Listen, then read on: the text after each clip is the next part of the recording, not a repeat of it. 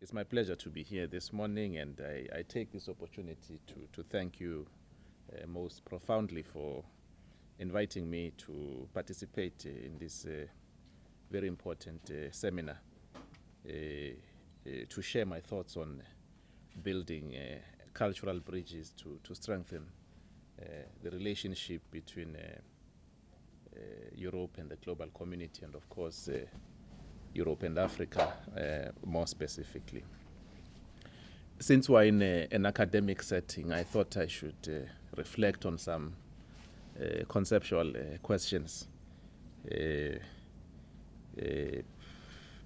of course try as much as possible to be as provocative because I'm not encumbered by the constraints of diplomacy. So I can speak and talk more openly and frankly about a number of questions. Of course, I believe that you're adopting the Chatham House rules for your discussions here.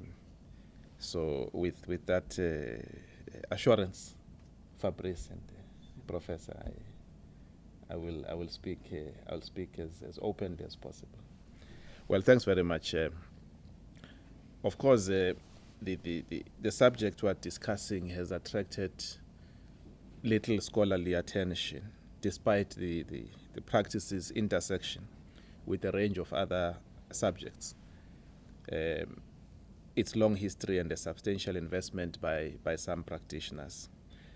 First, I think politicians and diplomats, like myself, we regard cultural diplomacy as a lesser cousin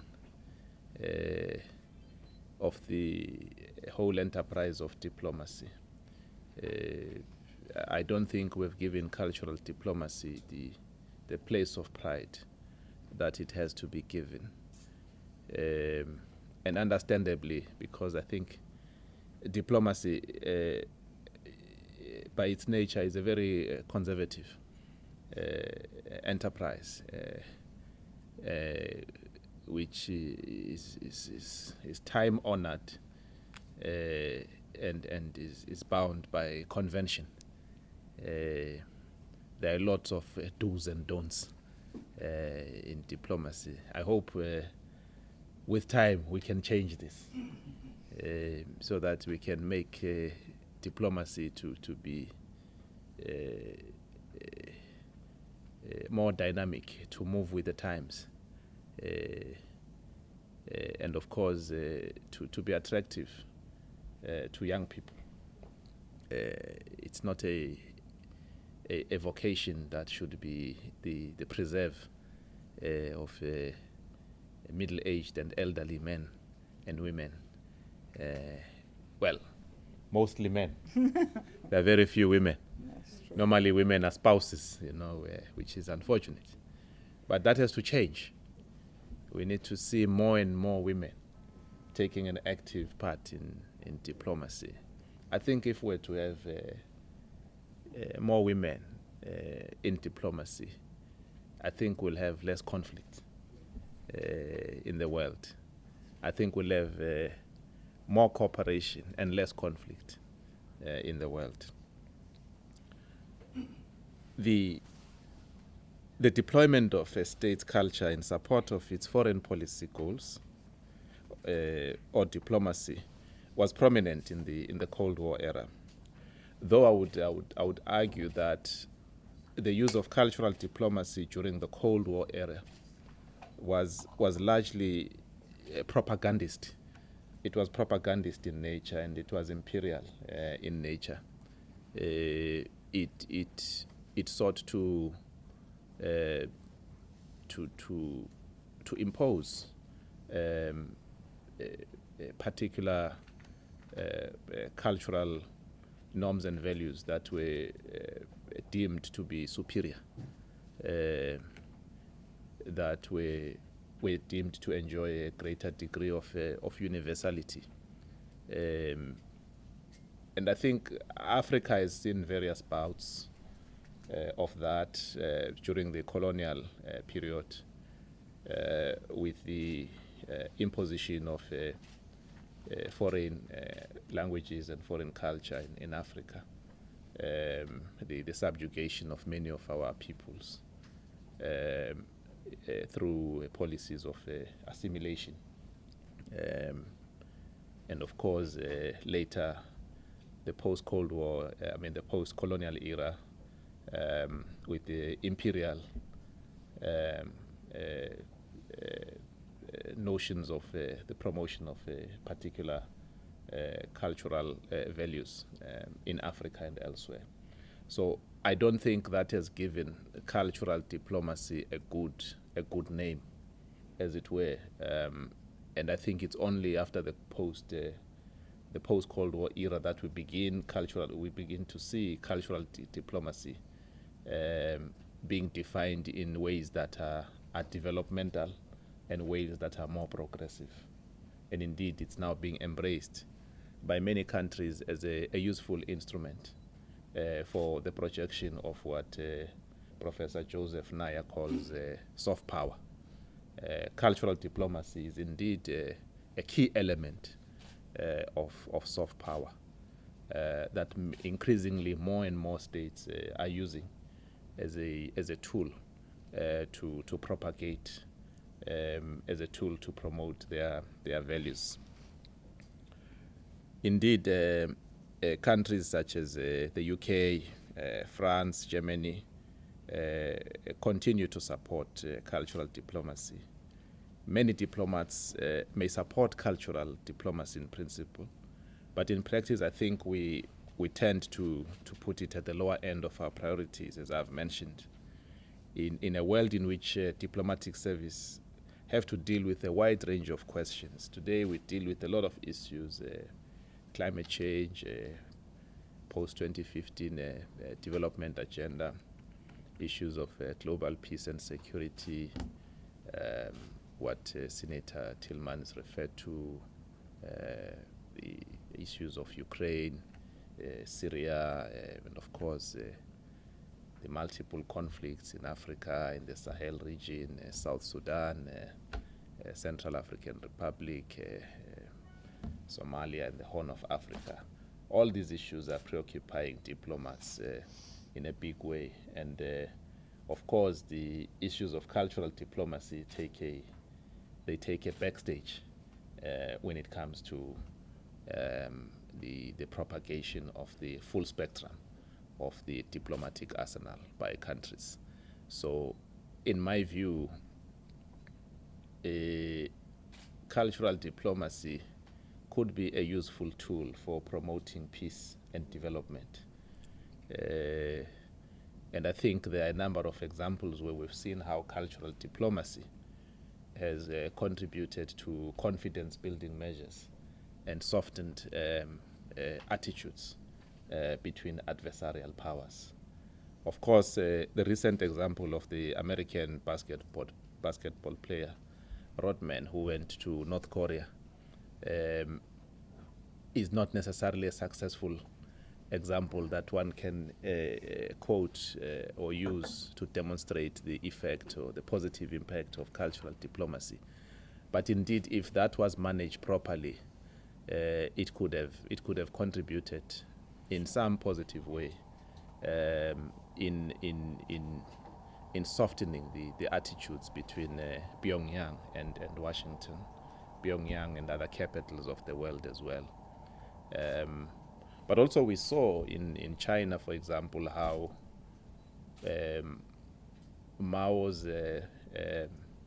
Zedong's diplomacy with Nixon, where he was sending pandas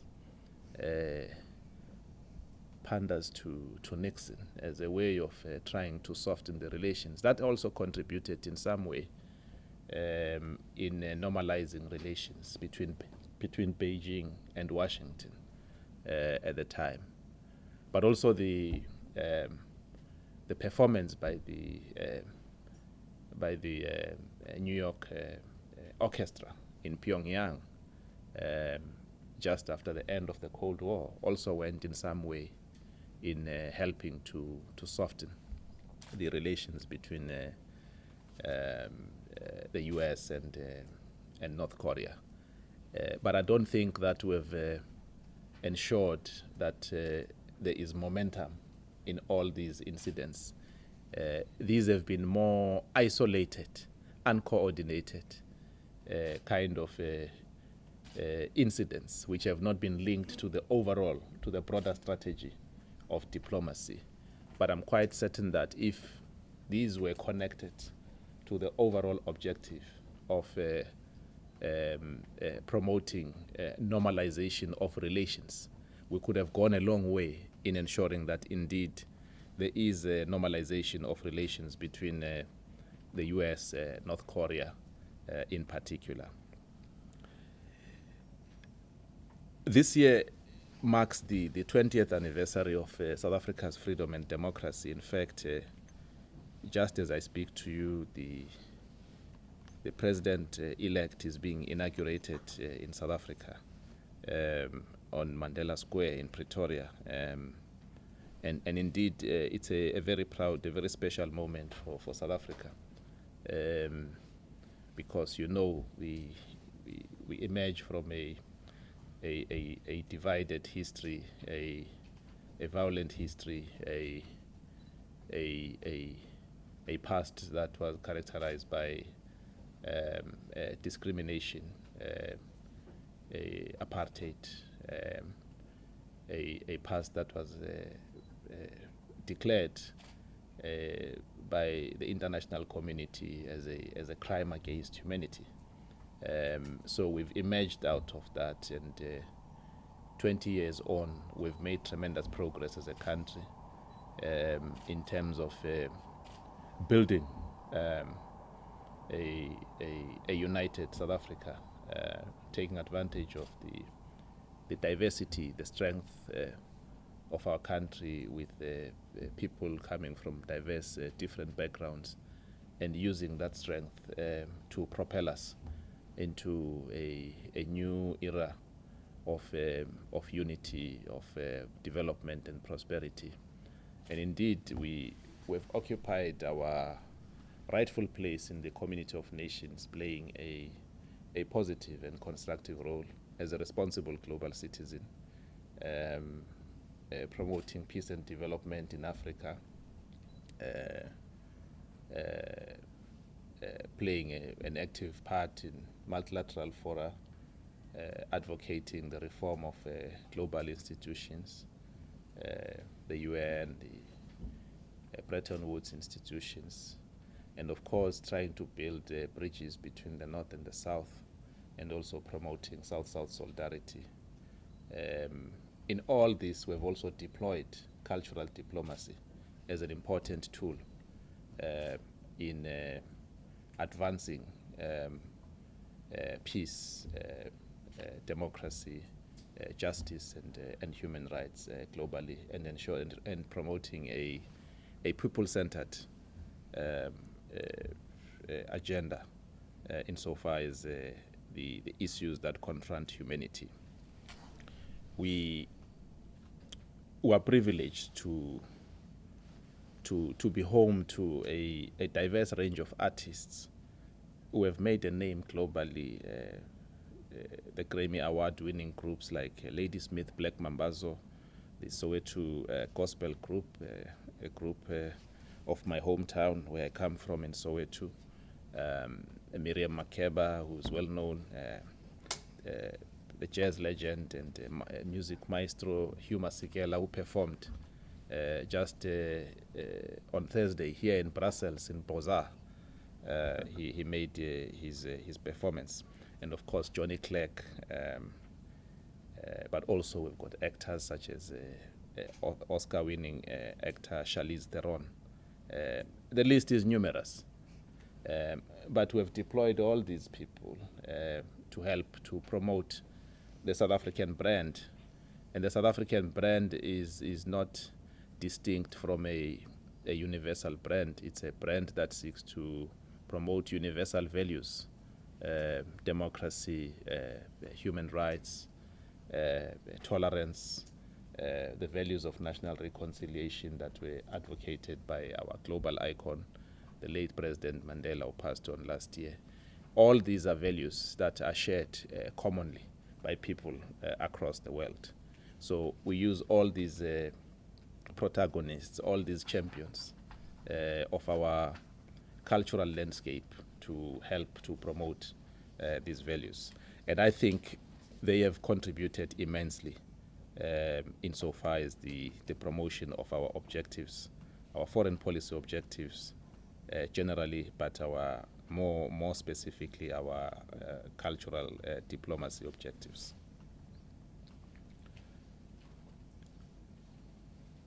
Chairperson,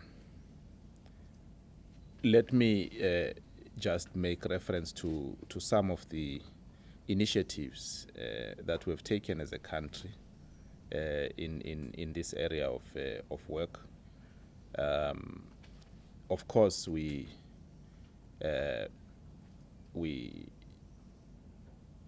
as part of Africa, we've played a key role in the development of the African Union Charter for African Cultural Renaissance, which was adopted by the first African Union Conference of Ministers of Culture in 2005 and was adopted by the Assembly of Heads of States in 2006. This charter seeks to promote a unified approach to culture, arts, cultural values, language, heritage, and creative industries as central to sustainable development. The cultural development heritage in Africa still faces major challenges of lack of capacity and financial resources, particularly with regards to the listing of the heritage sites. Africa is rich in heritage, and by now we should have increased our heritage sites listings in UNESCO. However, because of the lack of capacity in both human and capital, African countries still lag behind on this issue. Another challenge, of course, is to maintain a balance between the preservation and protection of heritage sites versus economic development, including using sites for mining to extract mineral resources. Indeed, there is a huge problem of illicit trafficking of cultural goods, which also undermines the creative industries in Africa. There's a long history in this activity, as I've mentioned, dating back to the dark days of colonialism. Many African cultural products had been stolen. Of course, if I use the diplomatic language that they say I must use here, it says removed, but stolen from Africa. Because there's a difference between somebody removing something and somebody stealing. This was deliberate. They knew the value of these cultural artifacts. They are in museums all over Europe, and of course in the Americas. And we engaged now in a very intensive discussion with our partners, the EU included, to repatriate these cultural items that belong to Africa and other parts of the world to where they belong. I'm quite certain that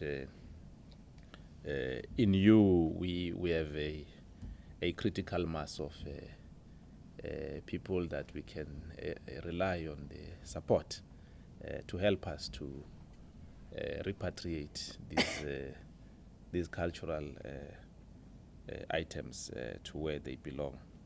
Of course, at the recent summit here in Brussels between African and European heads of states, the fourth EU-Africa summit, there was a pledge that was made by all heads of states to continue efforts in fighting the illicit trade in cultural goods, and also they agreed to work towards protecting the national archives. It is by cooperation, indeed working together in tackling these important issues, that we can enhance the partnership between Africa and Europe. South Africa, for its part, as we continue to play an active role in international fora for the return of these goods, and we're happy that we have registered some progress with the return of the mortal remains of one of our beloved daughters of the soil, Sarki Bartman, who was displayed as an object of public amusement in Paris over a century ago, but now we've been able to restore her dignity posthumously by returning her remains to South Africa. The promotion of culture, of course, as I've mentioned, is a key cornerstone to our relations with the EU. We currently have got two very exciting programs that we're running with France and the United Kingdom. With France, for example, we've agreed to host alternatively in South Africa and France the South Africa French season. This is the name of the project, the cultural project. The Seasons project, as it is known, have been successfully held in France in 2013 and in South Africa in 2014. The program concentrates on culture and the arts, but also includes sports, trade, and novel approaches in the fields of education, the sciences, and business. The French-South Africa Seasons offers the French people a glimpse of the cultural scene in South Africa, which is contemporary and dynamic and embraces the diversity of our society that I've spoken about. You've just come back from South Africa. It was marvelous. Yes. So this must have been in full display. So far, more than 800 South African artists have participated in this enterprise. The second example of successful collaboration is with the United Kingdom, which was launched in March 2014. The objective of this is to use the power of culture to break down the barriers between people, to build trust, indeed mutual respect, as well as to support economic growth, job creation, and sustainable livelihoods.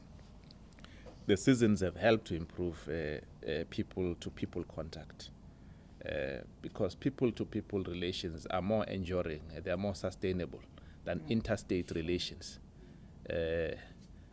Interstate relations are nice to have. Sometimes they can bog things down because of a lot of red tape and bureaucracy. But people-to-people relations are more enduring. They are not constrained by any protocols, any formalities. They are spontaneous. These are the relations that I like more than the formal, the too formalistic relations of diplomacy, which sometimes can be very heavy, too heavy, top heavy on protocol. So I think we should encourage the really people-to-people interaction, which, in my view, is the future of relations. We're going to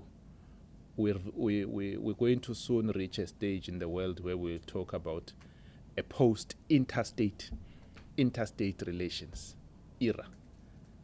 We talk about people-to-people relations as a major dynamic, a major driver of the global exchanges that are taking place in the world. And I think this is an exciting period.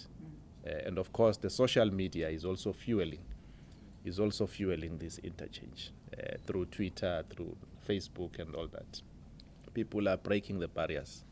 You no longer have to go through the formal channels. A couple of years ago, when we had not yet reached the advanced stage of telecommunications in South Africa, Senator, I had a girlfriend in another province in South Africa. And when I wanted to speak to her, I had to go through the telephone exchange.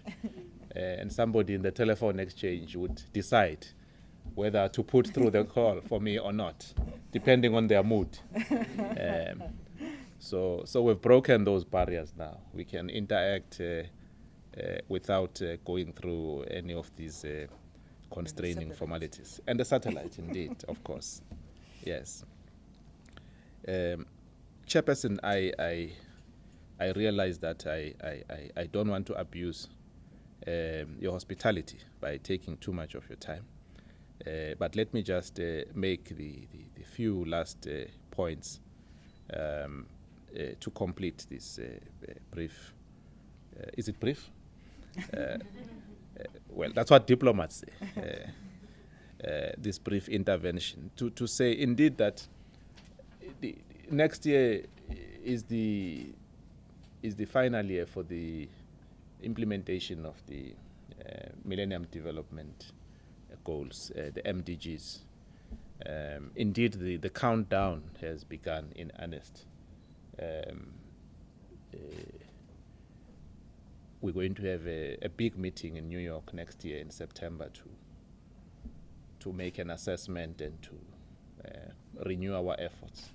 But of course, the balance sheet does show that a lot still has to be done, particularly in Africa and other parts of the developing world. We still have a big challenge in terms of realizing the MDGs, poverty eradication, one of the key MDGs around health, infant mortality, maternal mortality, universal access to education. All these questions are key challenges that face us. And I think it's important that we need to bring a cultural dimension to the MDGs. And indeed, there has to be this widespread insistence on the integration of culture. Culture is a catalyst into the post-2015 development agenda. This was echoed by the UN Secretary General Ban Ki-moon recently when he mentioned that too many well-intended development programs have failed because they did not take cultural settings into account. Development has not always focused enough on people. To mobilize people, we need to understand and embrace their culture. This means encouraging dialogue, listening to individual voices, and ensuring that culture and human rights inform the new course for sustainable development. Close quote. And of course, would recall that the founding president of Senegal, the poet president Leopold Senghor, he had underscored the interconnectedness between culture and development, that you cannot separate culture from development and vice versa. In his words, culture is at the beginning and at the end of development. And indeed, this is for this reason that the contemporary deliberations on the 2015 development framework must incorporate cultural considerations in the agenda so as to broaden the scope of development processes, thereby affording them a more inclusive and sustainable nature. Let me conclude by saying that we firmly believe that it's critical that cultural diplomacy should be mainstreamed. All countries should mainstream cultural diplomacy in their diplomatic arsenal, in their diplomatic strategies. It's important to have these cultural exchanges because they break barriers. They help to create understanding. And of course, they remove misconceptions and stereotypes. And they also help to do away with the profiling, racial, ethnic profiling, which unfortunately we see coming back in a very astonishing way in a number of parts of the world, whether it's in Eastern Europe, Central Eastern Europe, parts of Western Europe, in the Americas. This is astonishing. And particularly if you see people of your generation, younger people, being used as pawns and tools to advance such ideologies of bigotry and hatred. It worries quite a lot. I read 2 days ago, Jean-Marie Le Pen was saying in France that the best way of dealing with the problem of migration is to spread the Ebola disease amongst the migrants in France, and that will help to address the problem of migration. So I think all these tendencies, these worrying tendencies that that threaten the spirit of tolerance, the spirit of understanding and coexistence that has emerged in the post-Cold War era. They are coming back now. And if we do not deal with them, they pose the real threat of reversing the progress and the advance that we've made over the last 20 years in ensuring that we live in a humane world where people's dignity and people's worth is recognized by all without any prejudice based on ethnicity, on color, on race and creed. I thank you.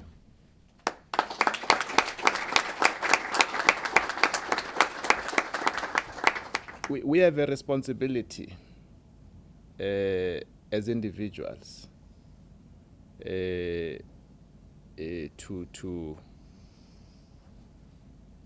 to create the space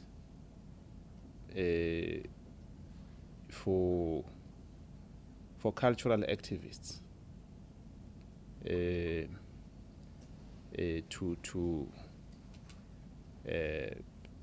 to propagate and to advocate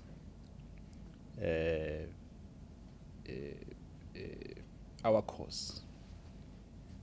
We have that responsibility. We should not expect anybody else from outside of Africa to come and create those conditions. So we have to create those conditions, not just for the cultural activists, but for everybody. Freedom of speech is something that we should try and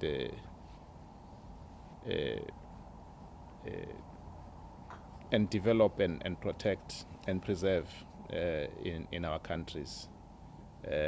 So I think all of us have got that responsibility. I mean, Belgium was constituted in 1830 as a unitary state. But at the time of its constitution, not everybody enjoyed suffrage. In fact, suffrage was qualified only for the propertied classes, the bourgeoisie. And then later on, it was extended to males. But it was only later that it was extended to women. And then everybody could vote. So even countries like Belgium have gone through a process of evolution. These things were not just handed down over a plate. People had to fight for these things. So we also have to do that. I'm not calling on you to rebel or to revolt, but I'm calling on you to exercise your rights and responsibilities, your duties to create the platform for cultural activists, for artists and others, to be able to convey and to communicate their messages and to ply their trades. We have that responsibility. And I think there's a lot of African artists who have championed the struggle for decolonization, the struggle for independence, the struggle against apartheid. People like Fela Kuti of Nigeria, people like Miriam Makeba, I've mentioned people like Hugh Masekela. There's many others who have really done this and who have been the ambassadors, Africa's cultural ambassadors globally, and who are identified and synonymous with the struggle against colonialism and apartheid.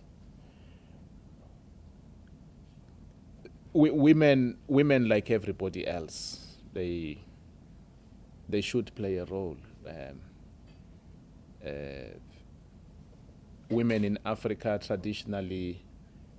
in traditional African societies, women played a very important, a key role, not just in terms of building the cohesion of groupings, but also as a key element of the preservation of culture, of language, because women spend most of the time with the children. They spend most of the time interacting, either when they are drawing water from the rivers or when they are tilling the soil. They're interacting with people. So they were, in traditional African societies, women were regarded as a key asset in terms of the preservation of the culture, the language, the intellectual property, indigenous knowledge systems of our communities. But of course, colonialism destroyed all that and moved women to the backseat, as it were. And we now must do, because now our countries are free, we must take women to their original positions, the original position of pride that they used to occupy in traditional African societies, so that they can play indeed this meaningful role. Well, Susan, you're correct. I think you've made a statement more than just a question. Pan-Africanism, Ubuntu is an African doctrine, African philosophy, which basically means I am because you are. I am because you are. In other words, I can be nothing without you. It's based on the communal societies of Africa. You know, in African context, we say if you teach a man, you educate a man, you educate an individual. But you educate a woman, you educate a village. You know, yes, yes. And of course, children belong to the society. They belong to the community, because that's the nature of our societies. They are based on a communal, societal values. So I think it's quite critical that we should maintain doctrines and philosophies and practices of Ubuntu, and we should continue to build the unity amongst African states. But of course, Africa does not exist in isolation. Africa is an integral part of the world. And Africa now is an important part of the global dynamic, because Africa is the frontier of growth. But Africa is also the source of the global wealth. Africa is endowed with all kinds of mineral resources that you can think of. Africa has got an abundance of rain, an abundance of water, an abundance of vegetation. It can feed the whole world. It can provide energy security, water security. In fact, the entirety of global human security is dependent on Africa. So it's important that Africa has got to take its rightful place in the world and interact with the world meaningfully, engage in meaningful partnerships, and we move away from the old relations that were based on paternalism, relations that were based on neocolonialism, to new relations. So we have to have a new paradigm, a paradigm of equality and not a paradigm of dependency. And of course, within Africa itself, it's critical that we should recognize that we are all one people. We're not different people. So that we disabuse ourselves of notions of exceptionalism, which invite, unfortunately, negative tendencies and forces of xenophobia. So we should do away with these notions of exceptionalism and narrow nationalism, because the borders of Africa were arbitrary, were imposed arbitrary. These are colonial borders. We've just accepted them as they are, because if you have to open up and go back to the original borders, you're opening up a Pandora's box. So we live with these colonial borders, but we must recognize that they're artificial. In fact, at some point, we must do away with the borders. Just like Europe.